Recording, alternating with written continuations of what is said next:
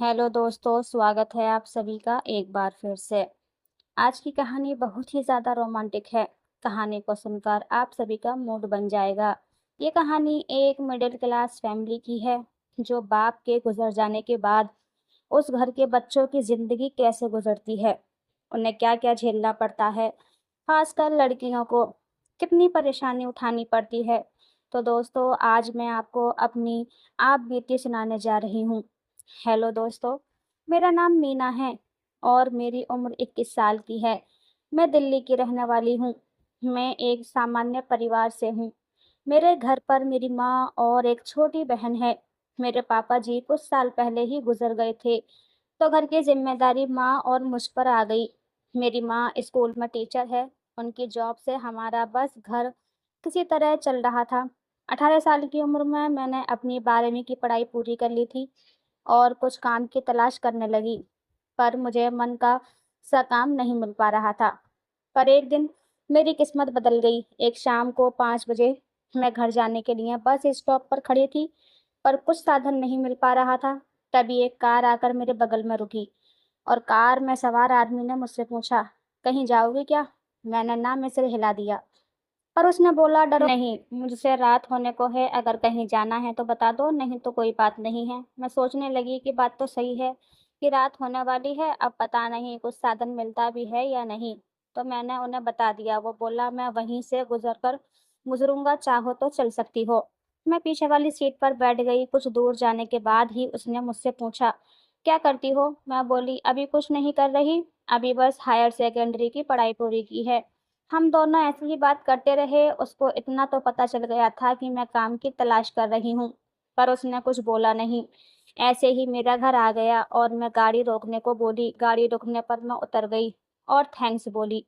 उसने मुझे रुकने को कहा और मुझे अपना कार्ड दिया और बोला, "अगर काम की ज़रूरत हो तो मेरे ऑफिस में कुछ जगह खाली है। अगर चाहो तो एक बार आकर देख लेना।" मैंने कार्ड लिया और थैंक्स बोलकर घर चल दी। पहले तो मैंने ज़्यादा ध्यान नहीं दिया, पर रात में सोते वक्त उस आदमी की याद आई। मैंने तुरंत उठकर अपने पर्स से वह कार्ड निकाला और देखा तो किसी सॉफ्टवेयर कंपनी का लग रहा था। मैंने वहां जाने की सोची, मगर अगले ही संडे था, तो मैंने मंडे को जाने का तय कर लिया था। मंडे को मैं जल्दी से उठकर तैयार हुई और ऑटो लेकर वहां पहुंच गई। वहां जाकर देखा तो बहुत ही बड़ा और शानदार ऑफिस था। मैंने वहीं बैठी एक महिला के पास जाकर कार्ड दिखाया, तो उसने मुझे एक नंबर रूम में जाने को कहा। मैंने रूम के दरवाजे पर जाकर अंदर जाने की अनुमति ली। अंदर जाते ही देखा तो सामने वही आदमी था। उसने मुझे देखते ही कहा, "अरे तुम, आओ आओ बैठो ना।" मैं बैठ गई। उसने कहा, "ज़रूर तुम काम के लिए यहाँ आई होगी।"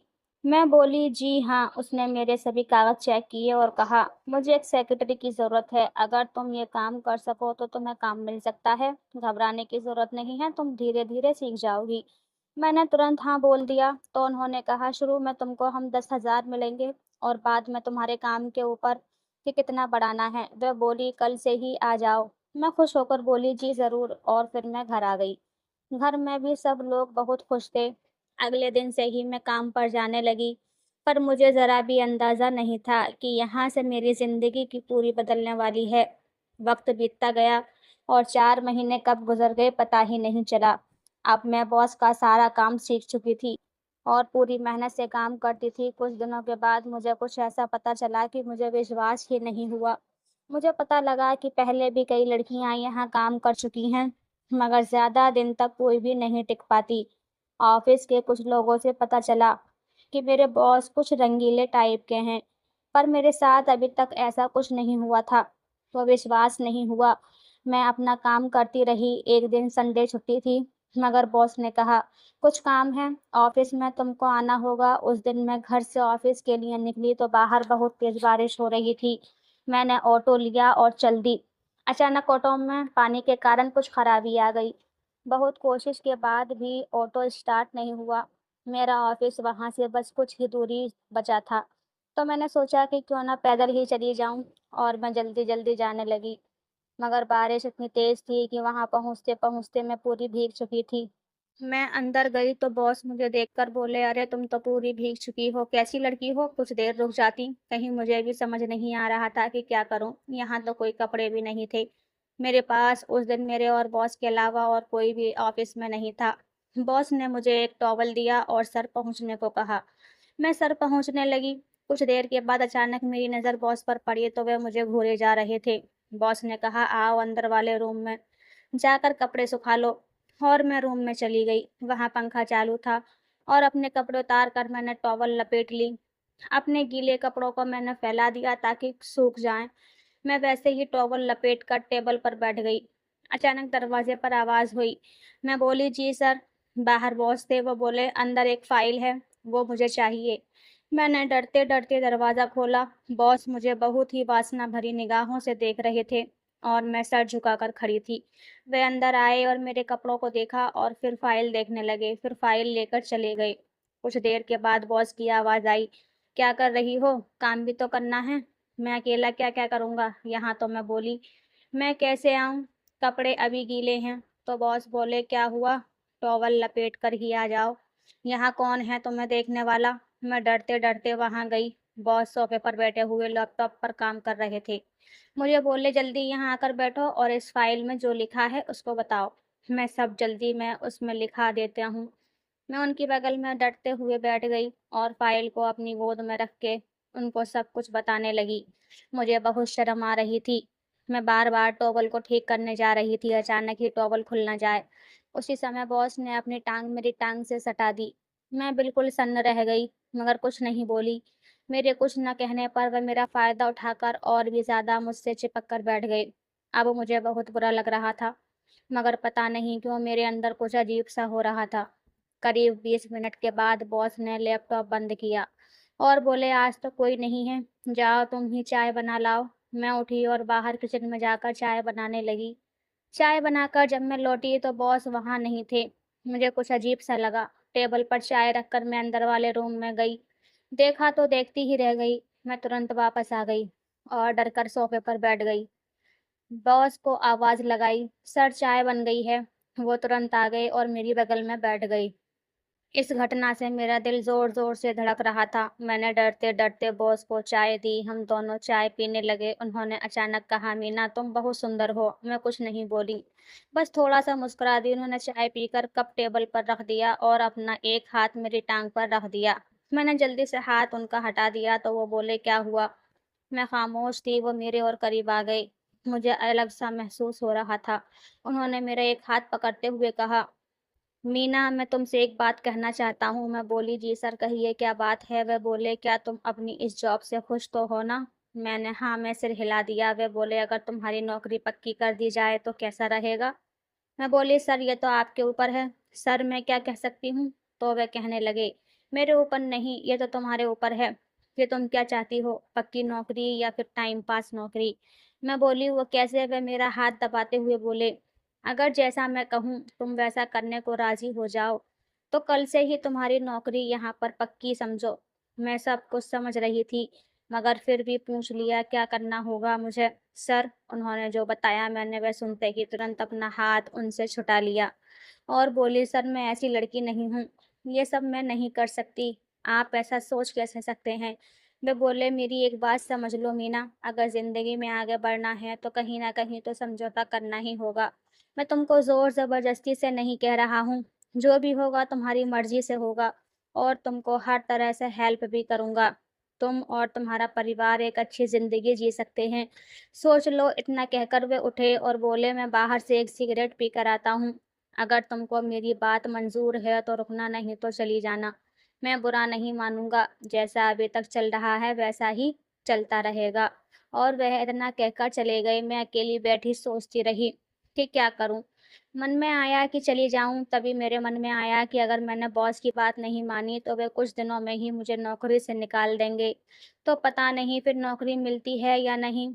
और घर की हालत भी ठीक नहीं है। छोटी बहन की पढ़ाई को भी देखना है। अगर मैं बॉस की बात मान लेती हूँ, तो घर और अच्छे से चल सकता है। और मैं वापस आकर सोफ़े पर बैठ गई। कुछ देर के बाद बॉस आए और आते ही मुझे देखकर उनके चेहरे पर एक मुस्कान आ गई। वो बोले, तुम गई नहीं, मतलब कि तुम्हें मेरी शर्तें मानने को तैयार हो? मैं उनकी तरफ देखकर बोली, हाँ, पर आपको पहले मेरी नौकरी पक्की करनी होगी। वह बोले, हाँ, बिल्कुल कल ही और फिर मुझे अपनी कार से छोड़ने मेरे घर चल दिए। घर पहुंचकर उन्होंने मेरी माँ को खुशखबरी भी दे दी कि मुझे नौकरी में पक्का कर दिया गया है और मेरी सैलरी अब 10,000 से 50,000 कर दी गई है। मेरे घर पर सभी बहुत खुश थे, मगर उनको क्या पता था कि मैं आज अपने आप को बेच कर आई थी। ऐसे ही एक सुबह मैं ऑफिस के लिए तैयार हो रही थी कि तभी बॉस का फ़ोन आया और मुझे अपने फार्म हाउस पर आने को बोल दिया। कहने लगे कि घर में बता दो कि 2-3 दिन के लिए बाहर जाना है।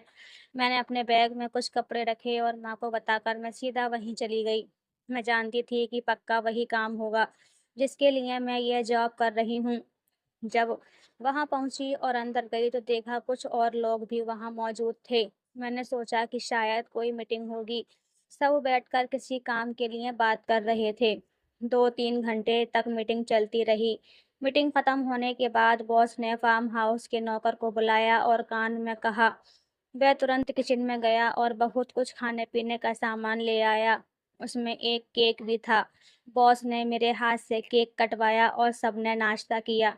उसके बाद सभी लोग जाने लगे।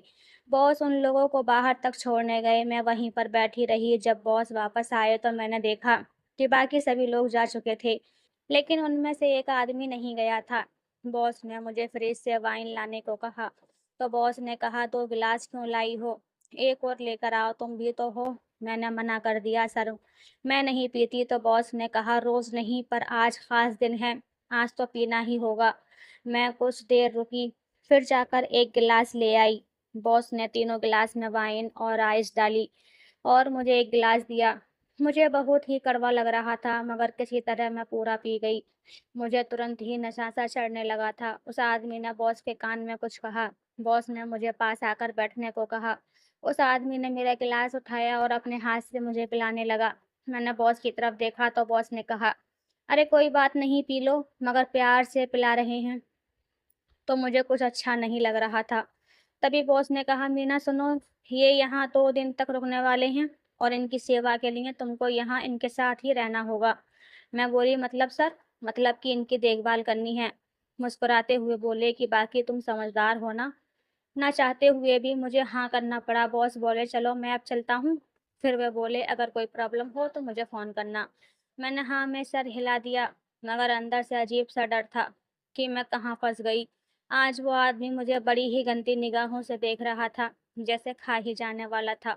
मुझे बॉस के ऊपर आज मुझे बहुत ही गुस्सा आ रहा था कि मुझे किसके साथ छोड़कर चले गए हैं। मेरा सारा नशा हवा में उड़ चुका था। नौकर भी मुझे बड़े गौर से देख रहा था। जब मैंने उसे अपने पास बुलाया और उसका नाम पूछा तो उसने अपना नाम मुझे गोपी बताया। वह किसी गांव का लग रहा था। बॉस का फार्म हाउस शहर से दूर सुनसान इलाके में था। यहाँ ज्यादा लोग आते जाते भी नहीं थे। कुछ देर बाद करने के बाद नौकर भी अपने सर्वेंट रूम में चला गया। उसके बाद उस आदमी ने अपनी गलत हरकतें शुरू कर दी और मेरे मना करने के बावजूद भी वे मेरे साथ जबरदस्ती करने लगा। जब मैं उठकर बाहर जाने लगी तो उसने दरवाज़ा बंद कर दिया। मैंने ज़ोर-ज़ोर से चिल्लाना शुरू कर दिया। मेरी आवाज़ सुनकर नौकर दौड़कर अंदर आ गया। वो दरिंदा मेरे साथ मारपीट करने लगा। तभी नौकर ने एक टेबल उठाकर उस दरिंदे के सर पर दे मारी, जिससे वह वहीं पर गिर गया और वह वहाँ से भागने लगा। नौकर ने उसे वहाँ से भगा दिया। उसके बाद नौकर ने मुझसे कहा, मैम साहब, आप यहाँ पर क्यों आई थीं? आपको शायद पता नहीं, यहाँ पर कब से ऐसा ही चल रहा है। उस बेचारे नौकर ने अपनी नौकरी की परवाह किए बगैर मुझे बचाया था। उसके बाद मैं वहाँ से सीधा अपने घर आ गई और माँ के पास जाकर रोने लगी। जब मेरी माँ ने मुझसे पूछा तो मैंने उन्हें सारी सच्चाई बता दी। उसके बाद मेरी माँ ने कहा कि आग लगे ऐसी नौकरी को हमें नहीं करानी, ऐसी नौकरी जहाँ बेबस औरतों का फ़ायदा उठाया जाता है।